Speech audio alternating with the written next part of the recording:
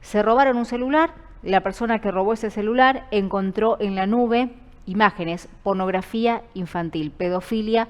¿Y qué hizo esta persona? Bueno, hizo captura de pantalla y mandó toda esa información a diferentes medios. Entre ellos, la ministra de Seguridad de la provincia, Gloria Salazar, también llegó justamente a manos de la ministra de Salud, Carolina Centeno. Fueron muchas personas quienes accedieron y se dio a conocer lo que esta persona estaba realizando. Bueno, nosotros nos preocupa y nos ocupa mucho este tema, por eso queremos ampliarlo. Exactamente, porque bueno, esto desencadena lo que sucede en la República Argentina en general, que se encuentra entre los 10 países con mayor tráfico de material de abuso sexual infantil, realmente una cifra que alarma. Para eso vamos a hablar con Hernán Navarro, quien es justamente el titular y referente de lo que es Grooming Argentina ante esta situación. Hernán, Ezequiel, justamente también Adriana, te saludamos desde Informe Central. ¿Cómo andás? ¿Qué tal, Ezequiel, Adriana? Buenas noches, un placer hablar con ustedes. Hernán, para nosotros es un placer también hablar contigo, sobre todo porque sabemos que este hecho que sucedió en la provincia realmente les llamó la atención, les preocupa, lo están analizando, pero sobre todo también para que nos cuentes, porque ustedes van a ser parte de una organización donde hay muchísimos países europeos que van a estar presentes. Creo que comenzará a funcionar, lo vas a explicar vos ahora la semana que viene, y realmente es un hecho sumamente importante que la Argentina pueda ser parte de una cadena tan importante donde puedan tratar de cerca y poder estudiar cada uno de los casos para mejorar la situación en toda la Argentina. Bueno, contanos un poquito sobre eso.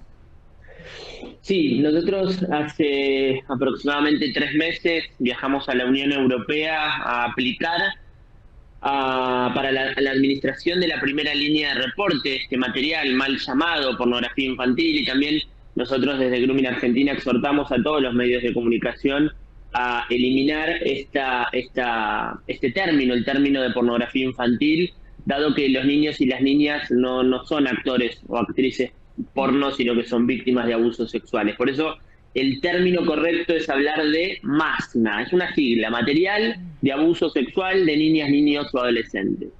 En ese marco, Grooming Argentina aplicó, como relataba, ante la red global INHOPE, que administra las líneas de reporte oficiales en cada uno de los países. Actualmente 50 países forman parte de esta red, donde, nos sometimos a una votación muy exhaustiva, donde tuvimos que aportar cartas credenciales con el rigor y la mirada de organizaciones de la Unión Europea y por supuesto de todo el mundo, y gracias a Dios hemos avanzado, nos han apoyado de manera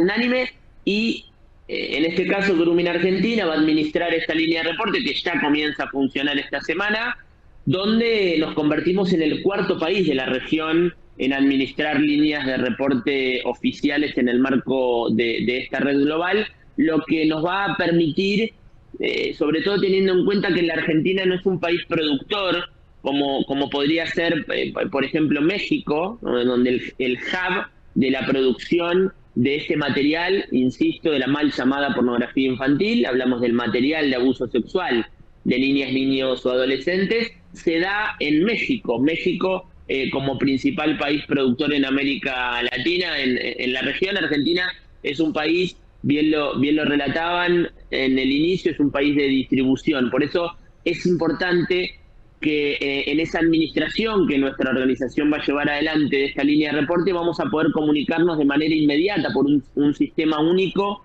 que nuclea y enlaza a las 52 organizaciones de los 52 países del mundo, y vamos a extraer ese material, o sea, a extraer la URL donde esté alojado esa imagen de desnudez, de semidesnudez, o en los casos más severos de abusos sexuales propiamente dichos de niñas, niños y adolescentes. Los vamos a poder extraer de internet de manera muy pero muy ágil. Sabemos que es una situación, una noticia muy sensible la que sucedió aquí en el ámbito de la provincia del Chaco, y también con respecto a que una temática realmente que conmociona a todos, a la familia, a los padres, a los tíos, a lo que fuese, en relación justamente a esta situación. Pero vamos a ir por partes para saber de qué se trata. ¿Con qué desafíos se encuentra hoy Grooming Argentina?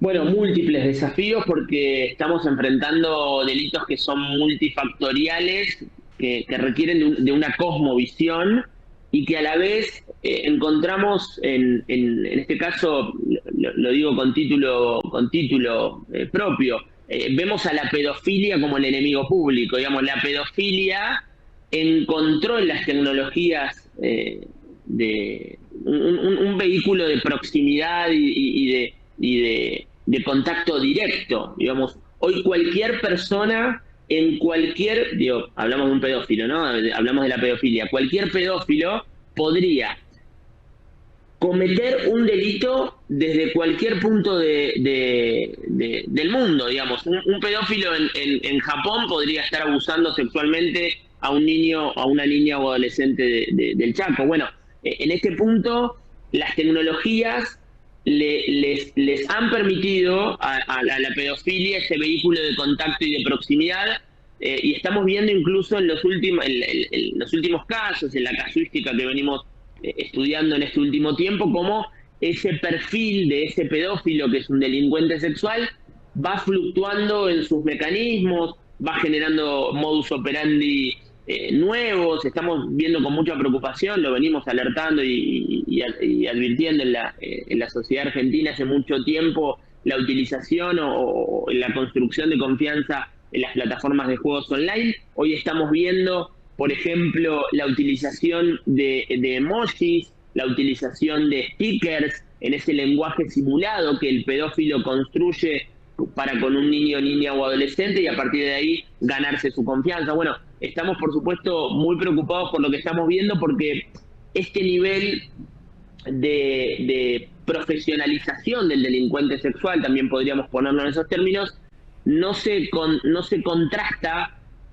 con el nivel de conocimiento en la sociedad por parte del mundo adulto. O sea, hoy las niñas, los niños y adolescentes, diría que incurren en un doble estándar de vulnerabilidad permanente, porque, o lo pondría en otros términos, son potencialmente víctimas las 24 horas por la ausencia de la educación, por la ausencia de la información, por la ausencia de la comunicación en casa. Se da como una tormenta perfecta que lo único que hace es aumentar los niveles de vulnerabilidad. Hernán, pasando limpio todo lo que dijiste, que realmente es sumamente importante. La pedofilia infantil existió desde siempre.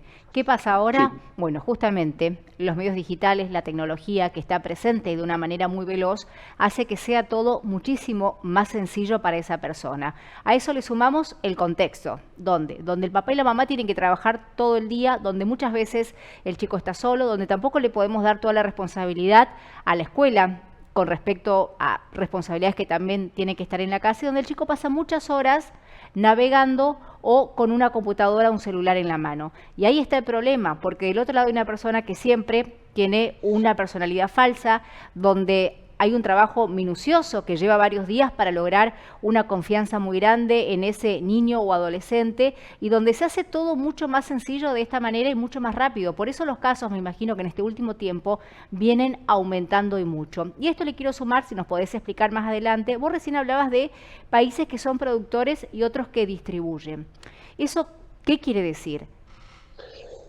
Quiere decir, la producción de la mal llamada pornografía infantil tiene que ver con filmar, fotografiar, la producción del material. Por poner un ejemplo en un caso tácito que nos ha tocado vivir como institución, podría mencionar varios, pongo uno a modo de ejemplo. Sí. Hermanitos, luego de ganarse... Siempre el primer eslabón es la construcción de confianza para el desencadenamiento de cualquier situación de estas características. Una vez ganada la confianza, los hacían viajar desde una estación de tren del conurbano de la provincia de Buenos Aires hacia otra estación de tren. llegaban a un departamento. Trato yo de no poner estos ejemplos porque me prometí a mí mismo nunca entrar en el terreno del morbo, pero me parece interesante para que la sociedad, en este caso, que nos mira, que sabemos que es una audiencia muy grande, bueno, nos pueda entender de qué hablamos cuando y por qué la gravedad de estas situaciones. A estos hermanitos los desnudaban, los filmaban, le hacían realizar distintas situaciones del orden de lo sexual, y ese material es el que se comercializa, se distribuye, se facilita, se genera trueque en esa subcultura de la pedofilia. Estoy planteando un escenario tal vez inimaginable para un padre o una madre que nos está viendo, pero que realmente, y lo digo a título personal, he visto situaciones que jamás podría haber imaginado antes de verme inmerso en esta lucha. El nivel de perversión del ser humano es atroz. Bien lo planteabas, la pedofilia existió desde siempre, solo que hoy encontró en las tecnologías un vehículo de contacto y de proximidad. En ese punto, lo que nos preocupa como institución fue y es el hecho de ir por detrás, digamos, ¿no? Hemos perdido mucho tiempo de reconocimiento, de poner en palabras, de alzar la voz. Hemos perdido mucho tiempo. Por supuesto que no es tarde, y ese es el motor que a nosotros nos atraviesa como organización para luchar diariamente, pero hago una sola cuenta para que entremos en contexto de lo que estoy planteando. Internet llegó a la Argentina en el año, más o menos, en el año 2000. La primera red social, Facebook, entre el año 2009, en realidad 2007 en Estados Unidos, 2009, 2011 en Argentina. En el peor de los casos, 23 años. En el mejor de los casos, 12, 13 años, estamos hablando de estos temas. Fíjense si este tipo de perfil, si esta industria no nos lleva tantos años de ventaja en términos de manejos, de destrezas, de entramado. Por eso vemos cómo esta industria, la más perversa, coincidirán conmigo, del ser humano, viene hace tantos años degradando el tejido social de la sociedad silenciosamente, porque una persona, en este caso cualquier niño o adolescente que atraviesa una situación de estas características no vuelve a ser la misma.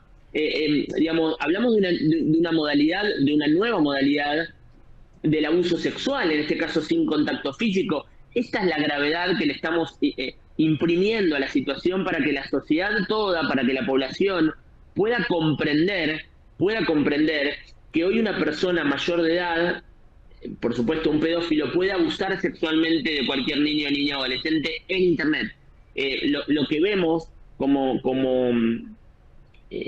devolución por parte de las familias es que el pensamiento del mundo adulto es un pensamiento donde no solamente tiene una visión sesgada de Internet en general, sino que a la vez incurre en una falsa percepción de la seguridad, porque ese papá o esa mamá, ese abuelo, esa abuela que comparte el mismo espacio físico con su hijo o nieto, en realidad está en un lugar donde a priori no habría un peligro, pero conectado a Internet estamos frente a la posibilidad de encontrarnos con un enemigo que conviva en el mismo espacio físico, en casa, de manera invisible. Por eso, en relación a la reflexión que hacías en tu pregunta, me pareció muy interesante porque el año pasado Grooming Argentina midió en más de 5.500 casos, testimonios de niñas y adolescentes de todo el país, y nos arrojó que en promedio son 6 horas diarias las que los chicos y las chicas de nuestro país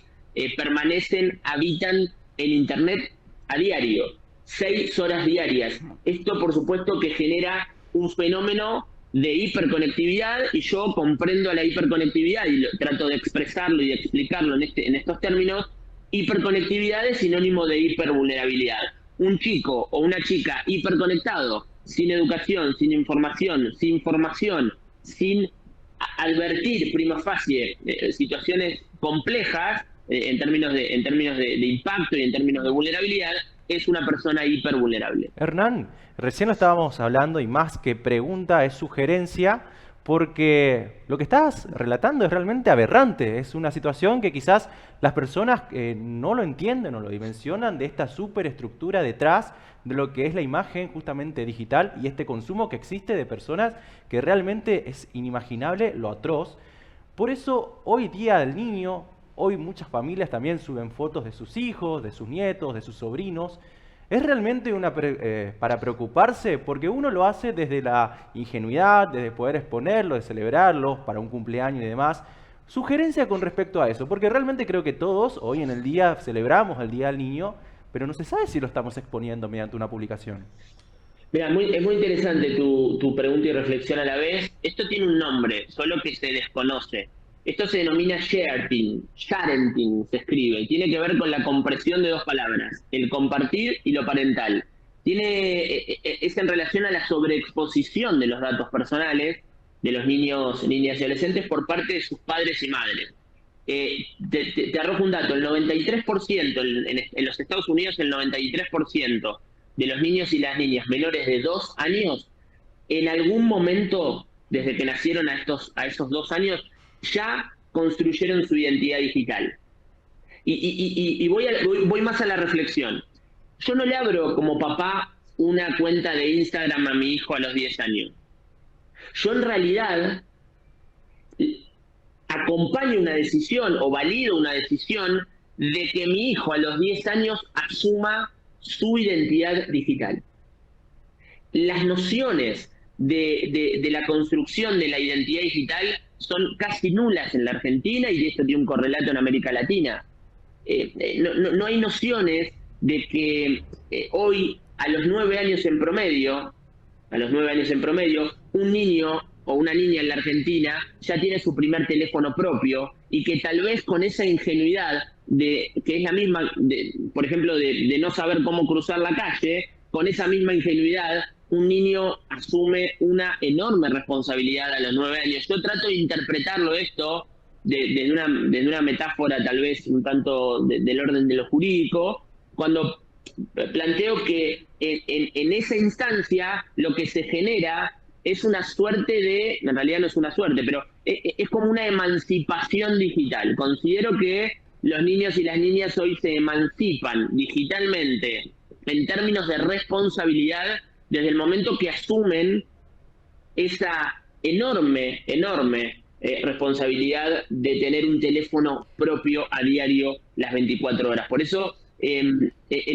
por eso trato de, y cierro con esto, para nosotros como institución siempre es un gran desafío en el marco de una nota periodística tratar de contar lo multifactorial de las instancias o la multiplicidad de aristas que tiene en profundidad este fenómeno en su complejidad. Hernán, seguramente hay muchos papás, mamás que te están escuchando. ¿Qué recomendación le podemos hacer? Porque vos recién mencionabas, ¿no? Cuando un niño tiene su celular por primera vez. Yo no sé si vos tenés una edad aconsejable, pero también muchas veces es difícil, no sé si a los 9, 10, 11, la verdad que desconozco. Cuando vos le decís que no, pero por ejemplo, todos los chicos en el grado tienen un celular y vos le estás negando ese celular. ¿Qué pasa? Bueno, me vas a decir cuál considerás que es la edad pertinente para que el chico tenga el celular y después como papá y como mamá, ¿cómo controlamos? Porque me imagino que lo primero es lograr la confianza del chico y sobre todo cuando entra en una edad muy compleja que es la adolescencia, ¿sí?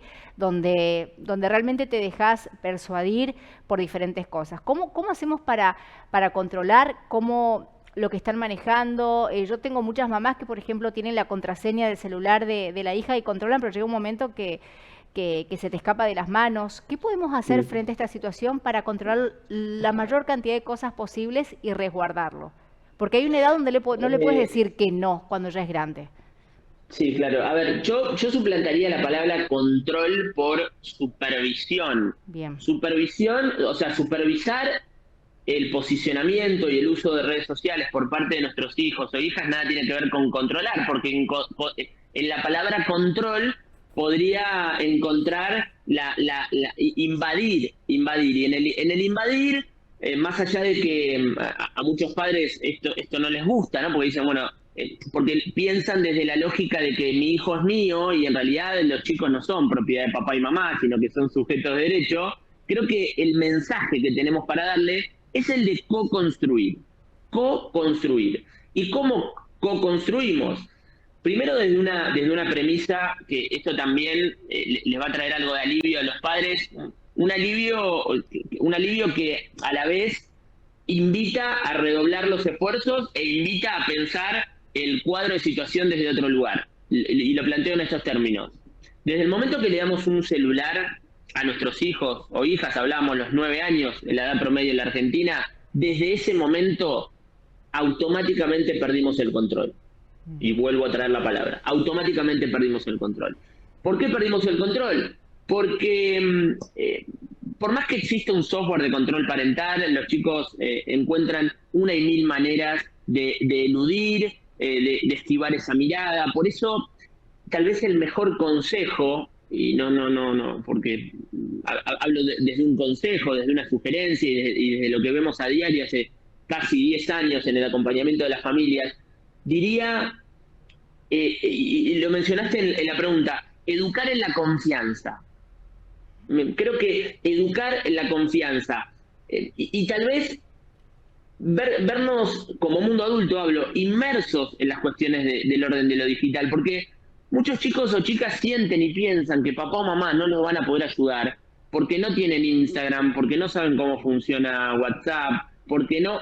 Entonces creo que por eso estamos viendo también, vos recién mencionabas la adolescencia, y me voy a otro plano, estamos viendo cómo las y los adolescentes, cada vez en mayor amplitud, tienen lo que se denomina las cuentas secundarias. O sea, ¿qué son las cuentas secundarias? Una cuenta que ve mi familia y otra cuenta que mi familia no se entera absolutamente nada. Nos ha tocado incluso en casos judicializados, en procesos penales, padres o madres que recién ahí se enteran que su hijo tenía una cuenta y hacía cosas que nunca en su vida había visto, por supuesto, porque la tenía bloqueada y porque no tenía en el radar esta cuenta secundaria. Bueno, por eso digo que crear y construir esa educación en la confianza, ese acompañamiento, esa co-construcción, preguntarles cómo les fue en Internet, preguntarles, inmiscuirnos mucho más en la diaria, no solamente cuando vemos una noticia de impacto, sino que ellos conviven, hoy, en realidad hoy todos y todas somos ciudadanos y ciudadanas digitales. Pensar Internet como otro mundo ajeno o paralelo es tener una visión errónea. Hablamos de un único mundo que se ha digitalizado, en el cual, y tal vez te dejo otra línea de pensamiento u otra matriz de pensamiento. Es falso que los niños y las niñas son nativos digitales.